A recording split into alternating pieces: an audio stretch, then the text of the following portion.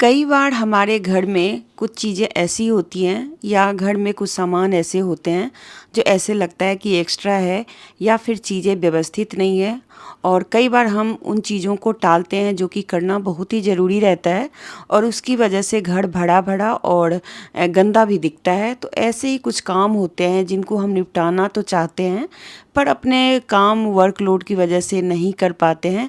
तो ऐसे ही कुछ काम होते हैं जो कि आज मैं आपके साथ शेयर करूंगी और शेयर करके आपको बताऊंगी कि आप किस तरीके से अपने काम को आसान कर सकते हैं। आज मैंने यहाँ पर अमोट बनाया है, हम इसे अमोट ही बोलते हैं, आम के पापड़ जिसको आप लोग बोलते हैं। तो मैंने इसे गैस चूल्हे पे ही पके हुए आम को, खट्टा मीठा दोनों ही आम था, उसको मैंने पका के और ये आम पापड़ बनाए हैं। कभी कभी इस पे नमक डाल के खाने में अच्छा लगता है। और आज के लंच में मैंने बनाया है वेजिटेबल फ़िश। तो इसके अंदर क्या होता है कि मसाला वगैरह सब डलता है, साथ में कुछ वेजिटेबल्स डालते हैं और उसके ऊपर से फ़िश डाल करके इसको बनाते हैं। अगर आपको कभी ये रेसिपी चाहिए तो ज़रूर बताना। आज मैं शॉर्टकट में बस आपके साथ थोड़ा सा शेयर कर रही हूँ। तो कुछ कुकिंग एक्सपीरियंस होता है या कुकिंग को करने का एक करते करते आप समझ लें आदत हो जाती है, तो आप कई तरह के वैरायटी भी कुकिंग में ला सकते हैं और जो हमारे चैनल पे आपको हमेशा मिलता रहेगा। तो ये वेजिटेबल फ़िश मैंने बनाया है। अगर ये कुछ नया लग रहा है आपको तो ज़रूर बताइएगा। मैं कई बार बनाती हूँ। आज कुछ चीज़ें ऐसी हैं जो कि मैंने घर में रखी हुई हैं, वो एक्स्ट्रा ही हैं और कई बार लगता है इसको मैं उठा के मतलब कबाड़ में दे दूं या मैंने किसी को ऐसे ही दे दूं। क्योंकि जब स्पेस कम होता है ना और चीज़ें कुछ ऐसी होती हैं जैसे कि लगता है कि अब इसकी ज़रूरत नहीं है लेकिन उसको रखे कैसे, तो उसको दोबारा से रीयूज़ करने का एक बहुत ही अच्छा आइडिया मैं आपके साथ शेयर कर रही हूँ। तो यहाँ पर आप देख सकते हैं कि जो ये डिश वॉशर और वॉशिंग मशीन दोनों मेरा यहाँ पे रखा हुआ है और उससे ही रिलेटेड सारे ही क्लीनिंग जो चीज़ें होती हैं वो मैंने यहाँ पर एक बर्तन का बास्केट था उसके अंदर रखा हुआ है। तो स्टील का ये बास्केट है जिसके अंदर मैं पहले बर्तन धो के रखती थी, पर अब इसकी इतनी ज़्यादा ज़रूरत नहीं है क्योंकि किचन के अंदर भी हमारा लगा हुआ है एक रैक सा, तो उसके ऊपर रख लेती हूँ। या अगर थोड़ा बहुत धोना होता है तो ऐसे भी धो के मैं कपड़े के ऊपर ही डाल देती हूँ जिससे कि इतनी ज़्यादा इसकी ज़रूरत होती नहीं है। और वैसे भी मेरे पास एक और प्लास्टिक का बास्केट है जिसका यूज़ मैं हमेशा करती रहती हूँ, पर ये स्टील वाले का नहीं करती। तो यहाँ पर देख सकते हैं कुछ चीज़ें ऐसी होती हैं जो हम उठा के सीधा रख देते हैं, ऐसे लगता है चलो इसका बाद में हम इसको ठीक करेंगे, पर वो रखते रखते वो जगह इतनी मतलब भरी हुई हो जाती है कि उसको हटाना बहुत ही ज़रूरी होता है। तो यही वजह है कि आज मैं इसकी क्लीनिंग करने आई हूँ। डिशवॉशर के ऊपर तकरीबन सारी ही चीज़ें हैं और मैं यहाँ पर डिशवॉशर को ढकने के लिए जिससे कि उसका ऊपरी सतह जो है ना वो थोड़ा गंदा नहीं हो, तो मैं एक क्लॉथ वगैरह से ढक के रखती हूँ। और जो बचा हुआ क्लॉथ है वही है, आप ये मत सोचिएगा कि इस पे कोई अच्छा सा मतलब डिजाइनर कुछ ऐसा डाल दूँ। जो फटे हुए चादर हैं उन्हीं को मैं काट के अच्छे से इसके ऊपर डाला हुआ है। और क्योंकि हमारा जो ये एरिया है ना वो थोड़ा बाहर है, मतलब बालकनी है ये, तो इसमें हवा या बारिश कुछ भी होता है तो यहाँ पे धूल मिट्टी आती रहती है, तो इसीलिए मैं सारी चीज़ों को कवर करके रखती हूँ। तो अगर आपका भी कुछ इस तरीके का है तो आप ज़रूर यहाँ पे ढक के रखें सारी चीज़ें। और जैसे मशीन वगैरह को तो हम फिर भी ढक देते हैं, लेकिन जो इसके क्लीनिंग की जो मतलब चीज़ें हैं ना उनको नहीं ढक पाती क्योंकि वो खुला रहता है। और मैंने कई बार कोशिश करी कि मैं उसके लिए कोई रैक लगवा लूँ, पर यहाँ पर जगह नहीं है। पीछे मैंने ढक कवर करके रखा हुआ है जो कि सापट का एरिया है। तो यहाँ पर जितने भी क्लीनिंग की चीज़ें हैं ना, चाहे वो सर्फ़ है, कंफर्ट है या भी जैसे क्लीनिंग के लिए मैं जैसे कुछ चीज़ें यूज़ करती हूँ या डिश वॉशर में डालने वाले कुछ चीज़ें हैं, तो ये सारे डब्बे ना मैं वहीं पे रखती हूँ और ये सारे डब्बे वगैरह ना सब गंदे हो जाते हैं, धूल मिट्टी बैठ जाती है। तो काफ़ी दिनों से मैं इसको इग्नोर कर रही थी, पर ऐसा लगा कि इसको इग्नोर करने से और भी ये जगह काफ़ी भरी भरी सी लग रही है और फिर मैं थोड़ी सी परेशान हो रही थी। मैंने कहा आज इसको मैं पूरा क्लीन करके आपके साथ शेयर करूँगी।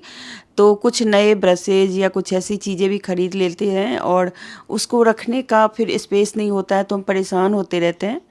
तो चलिए आज मैं उन्हीं सब चीज़ों को शेयर कर रही हूँ। तो यहाँ पर सभी डब्बों को मैंने क्या किया, थोड़ा सा लिक्विड डाल के, मतलब विम लिक्विड डाल के, और सभी डब्बों को मैंने पहले तो साफ़ किया क्योंकि सब पे धूल थी और वो चिपक गया था काफ़ी दिनों से रहने की वजह से। और पाउडर सर्फ हम थोड़ा कम यूज़ करते हैं, लेकिन कभी ले आते हैं तो पड़ा रहता है, तो उसको मैं सोच रही हूँ आज थोड़े छोटे डब्बे में रख लूँ क्योंकि इतना यूज़ होता नहीं है।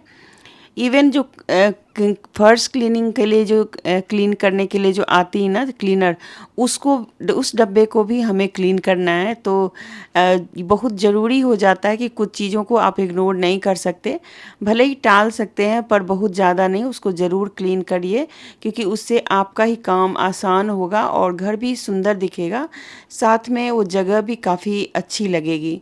तो यहाँ पर सबको पहले एक बार ब्रश मार दिया, उसके बाद मैंने पानी से अच्छे से धो दिया है।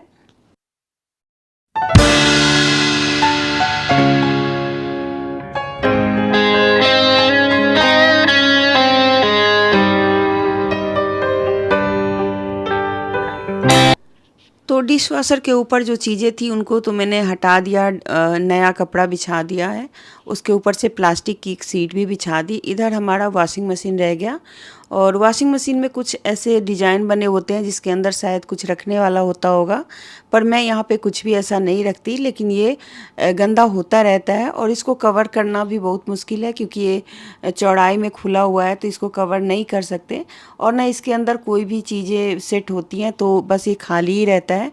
तो ये बहुत ही गंदी हो जाती है, तो थोड़े थोड़े दिनों पर इनकी क्लीनिंग करनी बहुत ज़रूरी रहती है। आप देख सकते हैं कि जो मैं पहले ब्रश से पहले सफाई की और फिर एक कॉटन के कपड़े से मैंने इसको मतलब पोंछ रही हूँ, फिर भी कितनी ज़्यादा धूल इसके अंदर चिपक गई है। तो इस तरीके से थोड़ा बहुत जो चीज़ें होती है ना जिनको आप बिल्कुल अवॉइड करते हैं, उनको भी सफाई करना बहुत ही ज़रूरी हो जाता है। मैं कुछ इसी तरीके से अपनी दिनचर्या जो है शुरू करती हूँ और लास्ट करती हूँ। तो चलिए आज मैं आपको दिखाती हूँ कि पहले जो स्टील वाला हमने रखा हुआ था यहाँ पर ये बास्केट, उसको मैंने बदल दिया यहाँ पर प्लास्टिक वाले बास्केट के साथ, क्योंकि ये भी मैं बहुत ज़्यादा यूज़ नहीं करती। तो डिश वॉशर के ऊपर तो मैंने ये बास्केट रखा है और जो वॉशिंग मशीन है उसके ऊपर मैंने प्लास्टिक का ही एक ऐसे ही टब सा ख़रीदा हुआ है जिसमें कपड़े रख के और फिर सुखाने ले जाती हूँ या लेकर के आती हूँ। अब यहाँ पर इसी बास्केट के अंदर नीचे थोड़ा सा ऊपर नीचे है, तो एक पुराना मेरे पास वेजिटेबल चॉपिंग बोर्ड था, वो पुराना हो गया तो मैंने उसे रख दिया है नीचे, जिससे कि वो बैलेंस हो जाए। और उसके बाद जो भी डब्बे थे उन सबको फिर से दोबारा से मैंने यहाँ पे सेट कर दिया और अब की बार इसमें जगह भी काफ़ी बच गया है क्योंकि वहाँ पर कुछ चीज़ें बहुत ही ज़्यादा फालतू थी, उसकी वजह से वो काफ़ी भरा भरा सा लग रहा था। तो कुछ चीज़ों को मैंने हटा दिया है और जो सही चीज़ें थी उन सबको अच्छे से क्लीन करके फिर यहाँ पर लगा दिया। तो ये अब बहुत ही सुंदर सा लग रहा है। वैसे अगर आपके पास रैक है तो आप उसमें भी रख सकते हैं, लेकिन मेरे पास ऐसा कोई भी कवर्ड वगैरह नहीं है, तो मैं यहाँ पर ऐसे ही खुला ही रखती हूँ। चलिए हमारा मॉर्निंग का जो ये काम था वो तो हो चुका है। अब मैं बनाऊँगी ब्रेकफास्ट। तो आज ब्रेकफास्ट में मैं बनाने वाली हूँ, देख सकते हैं कुछ चीज़ें मैंने काट के रखी है और यहाँ पर मेरे पास है एक एवोकाडो और एवोकाडो के साथ मसाला ब्रेड है। तो आज इसी का नाश्ता बनाएंगे। तो पहले एवोकाडो काटते हैं और आपके साथ इस रेसिपी को शेयर करते हैं क्योंकि कभी कभी रेसिपी भी मैं शेयर करती हूँ। तो यहाँ पर जो सलाद है ना उसमें मैंने टमाटर, प्याज, खीरा, ये सारी चीज़ें काट के रखी है। हरी मिर्च नहीं डाल रही हूँ, लेकिन हरी मिर्च मैं पीस के डालूँगी। तो सबसे पहले एवोकाडो को बीच से काट लेना होता है कुछ इस तरीके से और उसको गोल घुमाएंगे तो इसका मतलब ऊपर वाला हिस्सा निकल जाता है और अंदर का जो बीज होता है ना वो कुछ इस तरीके से होता है। तो आज पता नहीं कैसे मेरे से ये बीज से कट गया, वैसे ये पूरा का पूरा ही बीज निकल जाता है। और उसके बाद इसके अंदर जो इसकी जो मतलब एवोकाडो का जो पल्प होता है ना उसको निकालना होता है। तो सबसे पहले चम्मच से उसको आप निकालेंगे, बहुत अच्छे से निकल जाता है। एवोकाडो हमारे बॉडी के लिए बहुत ही हेल्पफुल है, तो इसे ज़रूर कभी कभी खाया कीजिए। काफ़ी महंगी मिलती है लेकिन ठीक है, कभी बॉडी के लिए अगर ज़रूरत पड़े तो कुछ चीज़ों को रोटी सब्जी छोड़ के भी कभी कभार आप ये चीज़ें खा सकते हैं। तो आज मैं थोड़े से अलग तरीके से बना रही हूँ इसलिए आपके साथ शेयर कर रही हूँ। तो यहाँ पर एवोकाडो को मैंने क्या किया, एक जार में रखा है काट के और इसके अंदर मैं डालूँगी कुछ चीज़ें जिसमें हरी मिर्च है, साथ में मैं थोड़े से यहाँ पे डालूँगी हरी धनिया, थोड़े से डाले हैं, ज़्यादा नहीं। और उसके बाद इसके अंदर नमक, नमक के बाद इसके अंदर हम डालेंगे थोड़ी सी अदरक। अदरक से ना बहुत अच्छा स्वाद आता है, थोड़ा सा अदरक भी ज़रूर डाल लीजिए। उसके बाद 1 या 2 कली लहसुन, तो मैं 1 ही कली लहसुन डाल रही हूँ, 2 टुकड़ा कर दिया है। और इसमें हाफ नींबू भी काट के डाल रही हूँ। बिना नींबू के ये आपको अच्छी नहीं लगेगी, तो ज़रूर इसके अंदर नींबू डालिए। और बिना पानी डाले इसको पीस के तैयार कर लेंगे और एक बर्तन में निकाल लेंगे। ये काफ़ी गाढ़ा सा एक पेस्ट बन जाता है। और जैसे आप कोई मतलब किसी भी चीज़ का आप सैंडविच में भरते हैं ना, तो ठीक उसी तरीके से हम ये बनाएंगे। लेकिन आज थोड़ा सा इसको मैंने पीस के थोड़ा अलग टेक्सचर दे दिया है। तो यहाँ पर इसको निकाल लेते हैं, ये बहुत अच्छे से पिस गया है। अब इसके अंदर हम डालेंगे कुछ चीज़ें, जैसे कि प्याज हो गया, टमाटर हो गया, खीरा हो गया, और हरी मिर्च मैंने उसी के अंदर मतलब एवोकाडो के अंदर ही डाल के पीस दिया है, तो अलग से अब डालने की ज़रूरत नहीं है। इसमें ज़्यादातर मतलब कोई भी मिर्च मसाला वगैरह इतना नहीं डाला जाता है, तभी इसको हेल्दी बोलते हैं। इसके अंदर काली मिर्च ज़रूर डालिए, नींबू, काली मिर्च, साथ में अगर ऑलिव ऑयल है तो ऑलिव ऑयल या मूंगफली ऑयल, जो भी मतलब आप ऑयल खाते हो ना, सरसों तेल भी डाल सकते हैं। थोड़ा सा तेल बस डालना होता है, 1 चम्मच या 2 चम्मच, इससे ज़्यादा नहीं। और डालने के बाद इसको अच्छे से आपको मिक्स करके फिर इसको टोस्ट की तरह ब्रेड पे लगा के खाया जाता है। दिन अब ख़त्म ही होने वाला है और ऐसे में मैंने कुछ कपड़े जैसे धोए थे, तो ये अलग अलग चीज़ों की कपड़े हैं, जैसे कि हमारा टेबल क्लॉथ है या सोफ़ा कवर है या कुछ चादर वगैरह है।